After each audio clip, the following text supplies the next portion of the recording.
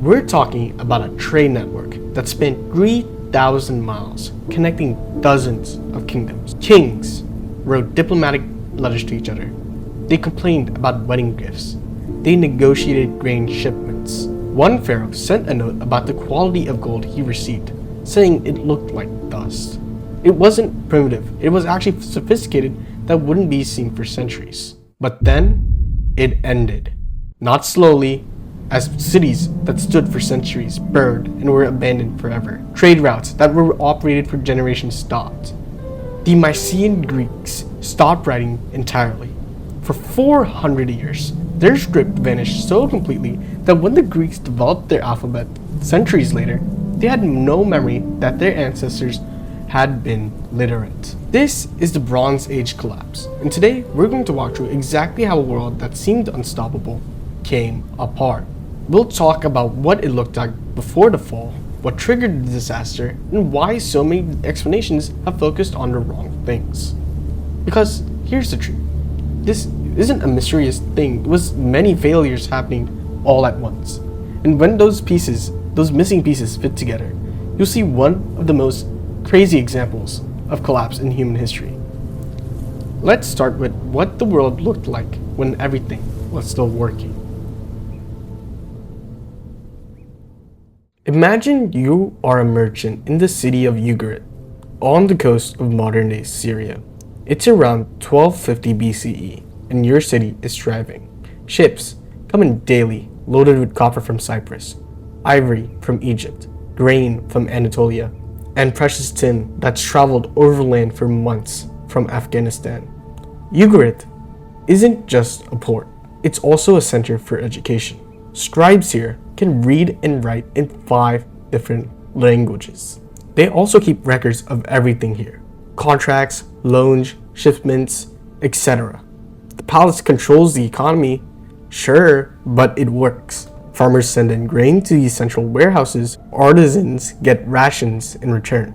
Merchants pay taxes, but they also get rich in return. Everyone has a role here, and this system, in the Bronze Age, keeps on going along because it's a stable system. Across the Eastern Mediterranean, you basically got several kingdoms operating in basically the same way. As for Egypt is literally a superpower right now. They're militarily strong and they're agriculturally massive here.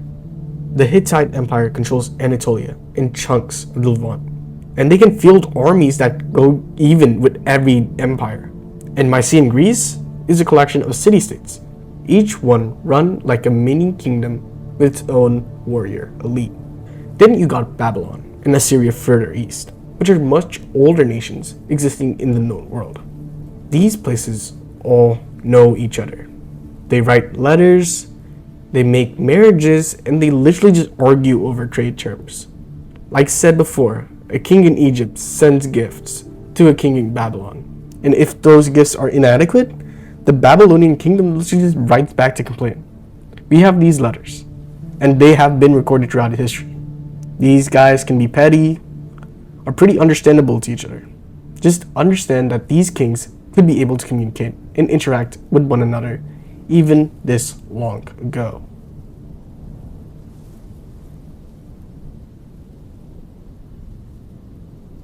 But we need to realize the collapse didn't happen by itself. There was no singular event that everyone looked around and realized the end was coming. It was more like standing on a beach watching the tide go out, and then all at once, by the time you realize what's happening, the wave is already coming. So let's start with something nobody in the Bronze Age would control: the climate. Tree ring data from central Anatolia, sediment cores from the Mediterranean, and pollen records all point to the same thing. Around 1200 BCE, the Eastern Mediterranean entered a prolonged period of drought. In 2021, researchers analyzing these ancient juniper trees found evidence of an extreme 3-year drought hitting central Anatolia between 1198 and 1196 BCE. But realize this isn't just one bad harvest. All the agricultural systems that depended on kingdoms depended on beforehand. But keep in mind, it was not the effects of the harvest itself. It was also the agricultural systems that was dependent on this harvest and started failing as a result. Keep in mind, these ancient economies run on grain. Grain feeds people. Grain feeds armies. Grain gets taxed, stored, and redistributed. So when the rain stops coming, when fields produce half of what they used to, the whole system starts to shake. Food prices inflate in empires, causing the populace to get desperate. Armies weaken because soldiers need to eat. Border defenses get stretched thin because there's not enough resources to maintain them. But realize the geography of the empires. There were multiple tectonic plate boundaries that grinded against each other. There's even archaeological evidence of massive earthquakes during this period. Multiple of them, in fact. Cities across the Eastern Mediterranean showed that the walls collapsed inward on itself, which was shown as seismic damage, not just the result of warfare. So now, imagine you are a king trying to manage this drought, and an earthquake hits your capital. You have to rebuild. But rebuilding takes resources you don't have because your fields aren't producing enough. So you raise taxes. You demand more from your population, and that's when people start to break. These revolts keep on popping up. These economies, now pyramid schemes run by these kings. Agricultural surplus goes to this palace, gets redistributed, and that system keeps everyone fed and loyal to you. But if the palace can't stop the earthquakes, can't make it rain, can't keep the economy stable, well, that contract breaks. Farmers stop sending grain. Workers abandon their posts. In some places, we even see evidence of palaces burned from the inside. Not by foreign invaders, but by the own people. So, to give you an example of this, during the reign of Ramses III in Egypt, we have actual documents of these labor strikes in history where workers in Deir el-Medina didn't receive payments.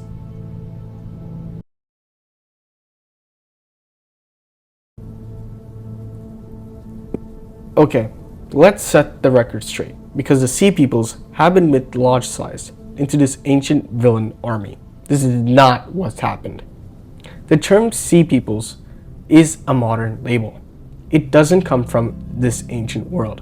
It comes from 19th century French Egyptologist Gaston Maspero. He tried to make sense of these Egyptian inscriptions that mentioned these foreign groups attacking and migrating to Egyptian territory. The Egyptians didn't call them Sea Peoples. They listed them by name.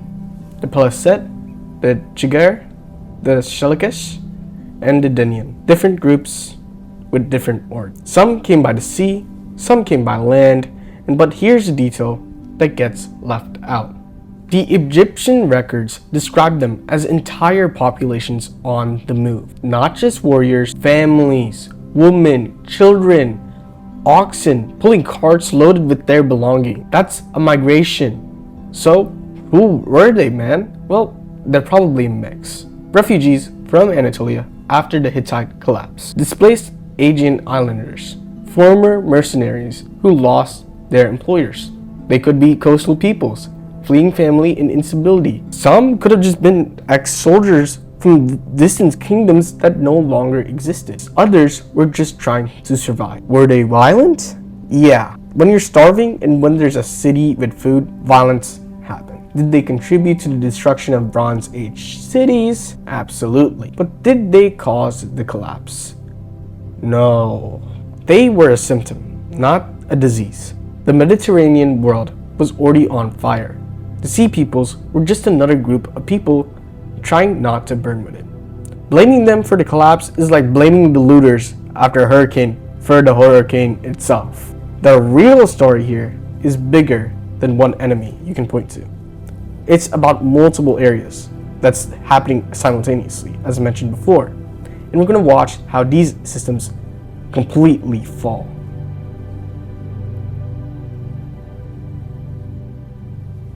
The Hittite Empire went first. For centuries, they'd been a superpower with massive armies, had fortified cities, and even had diplomacy that rivaled Egypt.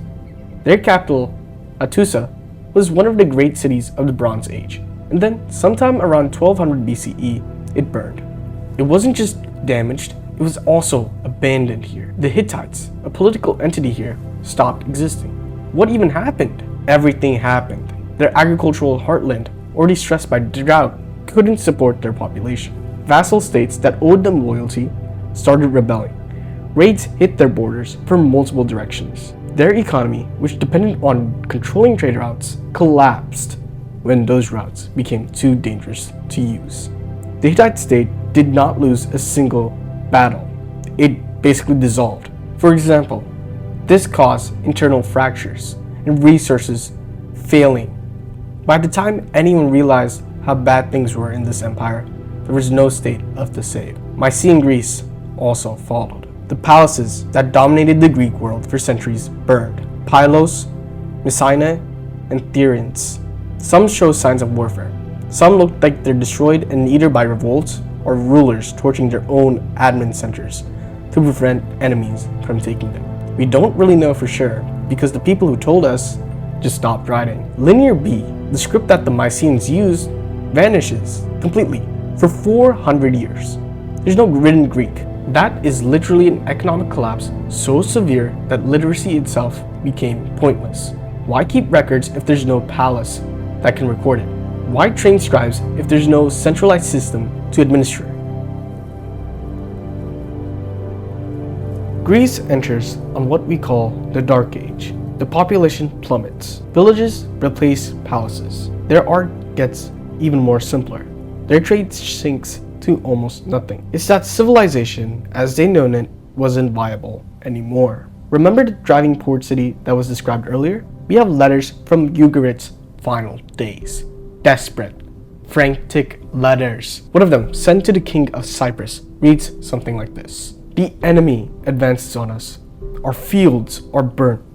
Where are your ships? Send help.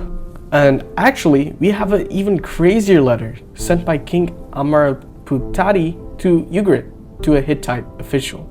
He writes that enemy ships have arrived. His cities have been burned and his troops and chariots are deployed somewhere else. The city is abandoned. There was no help. Ugarit burned. And unlike many Bronze Age cities, it was never rebuilt. It ended. Entire libraries of clay tablets were baked in the fires, which is the only reason why we can read them now. The city that had become a hub of this international trade for centuries had become buried under ash. And fortunately, Egypt survived. Ramses III fought off multiple waves of invasions, including groups identified as sea peoples. His inscriptions make it sound like it was a great victory, and maybe it was, but Egypt never recovered. They lost territory, they lost their allies, and their economy tanked from the cost of warfare. Egypt is a shadow of what it could have been. It was still existing, but it wasn't a superpower anymore. So one by one, the great powers of the Bronze Age collapsed and went into irrelevance. And the question is, why did it happen so fast? But realize, here's the thing. Economically, Bronze Age civilizations were dependent on bronze. That's pretty obvious, but think about it for a second. We have to realize bronze is an alloy, copper and tin. Copper is relatively common. Tin is not. Tin deposits are rare, and these are the ones that Bronze Age peoples used. We know this from Afghanistan and potentially as far into Cornwall in Britain, across thousands of miles of trade networks just to reach the Mediterranean. When these networks collapsed, the tin stopped flowing. No tin means no new bronze. No bronze means no weapons for your army, no tools for your farmers, no goods for your artisans to produce. Bronze was so embedded in the economy that losing access to it would be like losing access to electricity for us today. And iron wasn't some magic replacement.